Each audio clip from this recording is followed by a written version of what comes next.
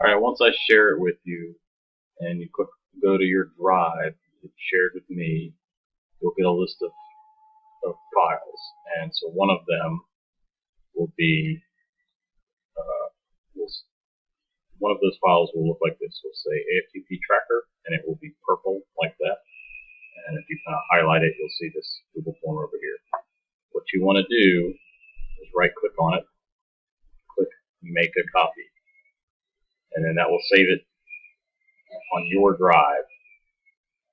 So if it's done creating, mine puts it right here, but where you will find yours is if you click up here my drive and scroll down, you'll see like the whole list of files. I use Google Drive a lot, but somewhere in here it'll say that copy. It will be labeled just like this, copy of AFTP tracker.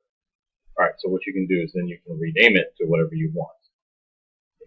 AFTP tracker Grubs or something like that. If you double click it and open it up, this is where you get to make your own spreadsheet. So go over here to responses, click on that, and then you'll see the little green create spreadsheet here. Click on that, create a new spreadsheet. Copy, you can change it to whatever name you want. Create, and kapow, there you have it.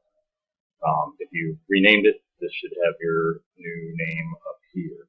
And then what will happen, I'll give you a demonstration here.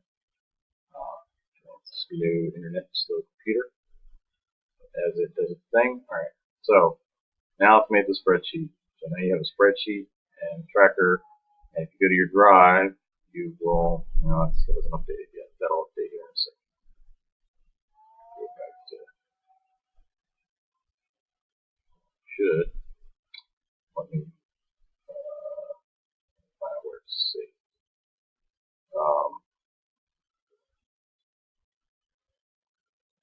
Yeah, okay, it's just taking a long time. Alright, so what will happen if you go back over to this form, this is where you edit the form. You can change your stuff, do whatever. Add things, play with that, enjoy yourself. If you want to find a link for the form to do it, look up here into the eye where it says preview. That is the link to the form to fill it out. You can also come up here to send, and it gives you you can send emails, you can get a link, you can shorten the URL, all kinds of stuff. Again, play with that. Figure out how you want to use it. So if you go to this link, this is the link that you would want to share with yourself, maybe onto your cell phone, and then save it somehow. Depending on what kind of cell phone you have, save a link to this on your cell phone, and then you can click it. So now you're in FlightOps. You've just finished an AFTP. You come over here, you click the date of duty, today, type of duty. I did a period 1 or 1 AFTP. It was a flight. Flight status, we completed it. Pay, paid. Support tasks, not applicable. Tail number 26845. Flight time 1.5 or whatever you flew. Down here, notes, whatever you want to put. This was a great flight. Or whatever else. And then you hit submit.